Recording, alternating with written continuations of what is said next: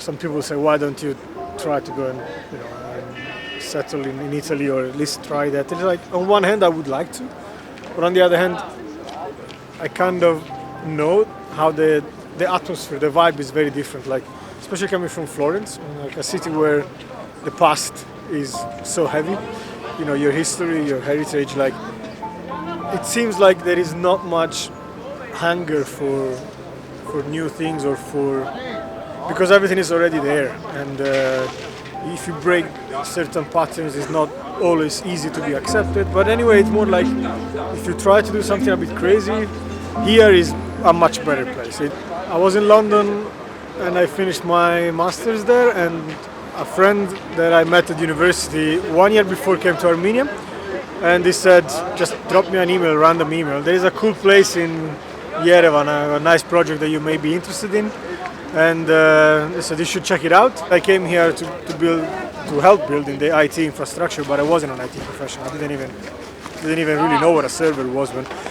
And I remember they were saying, oh, there is a new Italian guy gonna come, and me and my friends were, woohoo, Italian guy coming. And then suddenly it was me. So the attitude was more like, it needs to happen.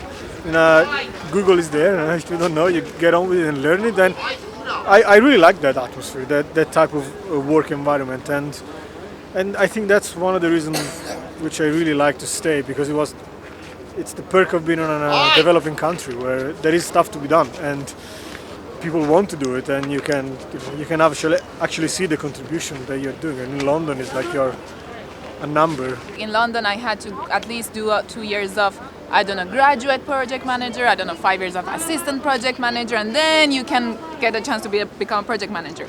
As soon as I finished, I flew back to Armenia, and I was offered a job as a project manager. So you and it gives you the feel of responsibility. You have to make things happen, and it's an interesting experience. I was born and I grew up in Iran, Tehran.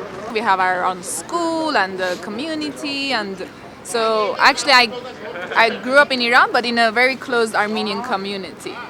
So it's actually now I'm trying to explore more Iranian culture. Like she was explaining that, I grew up in Iran, but I don't really have Iranian friends. And even just that was like, what does that mean? Like, well, you hang out with Armenian people in Iran because you have your own clubs and you have your own traditions that are different. The schools are a bit different. Schools are only for Armenian schools. Only Armenian students go. So of course you get your friends from there, and that's how it happens. Well, Armenia is a very homogeneous culture. Like there is basically everyone is Armenian. Like percentage of people not of any heritage, Armenian heritage, is very small. But now we're in a kind of special part of Yerevan, but in the center you don't feel it that way. You can tell that it's becoming more of a small world city, and seeing it with your own eyes, developing year after year, it's really interesting. Things are moving. So, despite all the difficulties that there are, constant war around with the neighbors and the closed borders, and without fooling ourselves, the poverty that is outside the bubble that we live in, if you like. So it's not all roses and flowers, like you say in Italian. I don't know if it's translated, but it's hopeful to see how it's progressing.